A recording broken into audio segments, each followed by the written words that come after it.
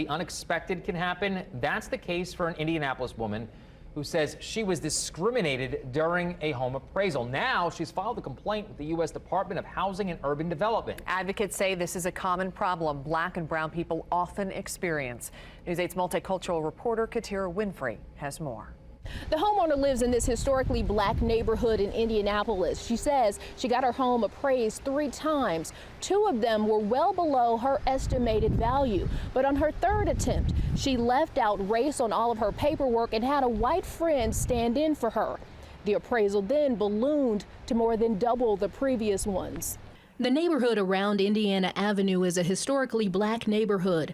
Black people started settling here generations ago, including Carlette Duffy's grandparents. I was hoping that, at some point my granddaughter could live there in a house that was built by our family. For safety reasons, we won't say where Duffy or her grandparents' homes are, but it's in this community. The plan was to refinance her remodeled home, take the extra money, and buy her grandparents' home. Felt like I needed to fight it. I felt like I had to say something. But now she's getting a glimpse at what the housing market could have been like back then. Last year, she tried getting her home appraised, but it hasn't been easy. With help from the Fair Housing Center of Central Indiana, she's filed a complaint with the U.S. Department of Housing and Urban Development, alleging discrimination based on race. Starting last fall, we've started to see more attention to appraisals and how discrimination may be playing a role. Personal research put her home's value around $185,000. An initial appraisal valued it at $125,000. The second, $110,000. Maybe I should whitewash my home and see what happens. After leaving her race off the paperwork, removing all family pictures, African artwork, staging a guest room as a yoga studio, and having a white friend stand in for her, the 3rd appraisal ballooned to $259,000. And I just sat down and I just cried. Because $259, all because I wasn't there.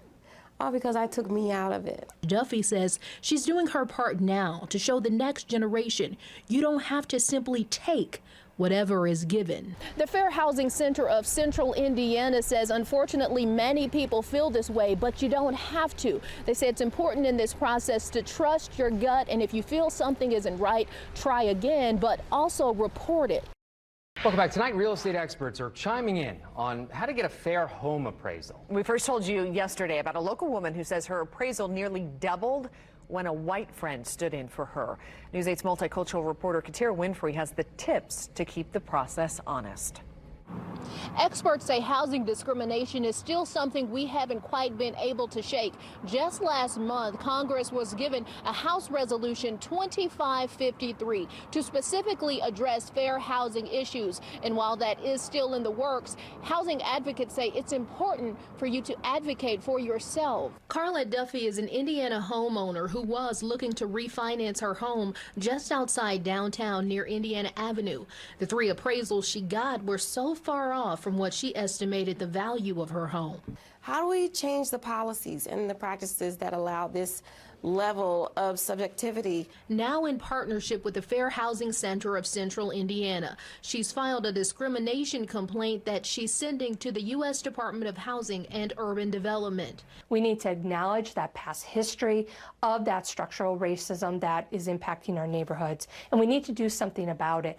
Duffy says as a Black woman, she ended up having to whitewash her home to finally get a larger appraisal, doing things like keeping her ethnicity off the paperwork, removing all family pictures, African art, and displaying her degrees, but also having a white male friend stand in for her. Why was all that necessary just for me to be treated fairly? Housing experts say that shouldn't be necessary. The lowest appraisal Duffy got was $110,000, the highest $259,000. Myra Lillard with Home Guide Realty Services says that's a drastically wide margin. She isn't connected to Duffy's case, but says now and even a year ago, the housing market and her home's location would have drawn in bigger rates. If you had that level of disparity, you really have to look with a fine-tooth comb. Duffy claims right now are just allegations, but Lillard says these kinds of issues are real and there are protections on the books. It's a matter of people following them. She says even when dealing with appraisers, partner with a real estate broker. From there, if you have other issues, contact the lender. A homeowner should not be held down just because 2 houses away, you may have a border. Though no longer enforceable, many homes still have it written that Black people and other minorities can't live in certain communities. News 8's multicultural reporter Katira Winfrey joins us with the story. The language in communities with restrictive covenants are very clear, saying only white people would be allowed to live in the community. Household servants were the exception. While no longer enforceable, House Act 1314 has made a way for some symbolic changes with the hope that more will be done down the line. No person or persons of any race or mixture thereof, other than the white race, shall own, use, or occupy any lot herein. Even today, you can find this kind of language written into home deeds, some specifically saying Negro, mulatto, Chinese, Japanese, or any person or mixed race from living in certain communities. Household servants may occupy a room in a home with a white owner. And even if they're not enforceable anymore today, they still haunt the neighborhoods because of the effect that they had on them for so very long. While the language may be archaic, it's not much that can be done to change it. Republican Representative Jerry Torr from District 39 has taken some initial steps with House Bill 1314. Passed the House, I think, 95-0 and 46-0 in the Senate.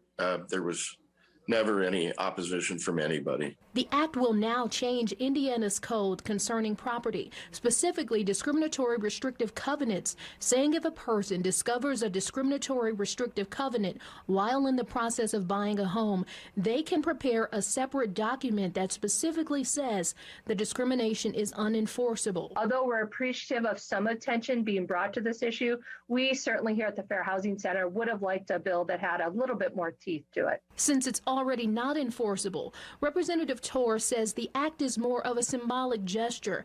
Ideally, the best action would be to remove the language, something housing advocates push for, but that's not an easy process and likely expensive. It would require more than just that one transaction. It would be the whole neighborhood that's under the same covenants and restrictions. Housing advocates say the home ownership divide is wider today than it was in 1968 when the government outlawed discriminatory lending and discriminatory sales. A lawsuit accusing Old National Bank of discriminating against Black people is now settled. Yeah, so we first told you about the Fair Housing Center of Central Indiana's lawsuit back in October. News 8's multicultural reporter Katira Winfrey explains what the settlement means for home loan lending practices. Katira. Phil and Jasmine, in a nutshell, the settlement aims to counteract lending disparities for Black residents in Marion County looking to buy a home. According to the original lawsuit, out of all the mortgage loans Old National Bank approved in a one-year period, Black people accounted for less than 2% of that. For generations, Black people home ownership access had a narrow scope. Redlining, a system that kept Black people in certain geographic areas, is blamed for much of it. While redlining isn't legal, some believe the current systems in place still keep Black people and other minorities from accessing home loans as easily as their white counterparts. Although not connected to the case, News 8 recently spoke to Senator Greg Taylor. You had redlining. You have the situation where you have people who get appraisals and one appraiser sees them and then they have a white person show up and their appraisal goes up 70%. The Fair Housing Center of Central Indiana sued Old National Bank in October, claiming the bank treated Black potential homeowners differently, even closing bank branches in predominantly Black neighborhoods. As part of the settlement, Old National has agreed to originate more than $27 million in loans to qualified Black applicants and contribute more than $3 million to create programs to help Black home seekers secure mortgages and other support over 3 years. The Fair Housing Center hopes more banks will follow suit, saying in a statement, "We encourage other area lenders to ensure they are meeting the mortgage needs of the underserved and those still living with the historic disparities that have kept far too many Hoosiers of color from the opportunity of home ownership." And another part of the settlement includes further redlining assessment of housing markets in other cities like Fort Wayne and Evansville. Reporting in the studio, I'm with TV News 8's multicultural reporter, Katira Winfrey.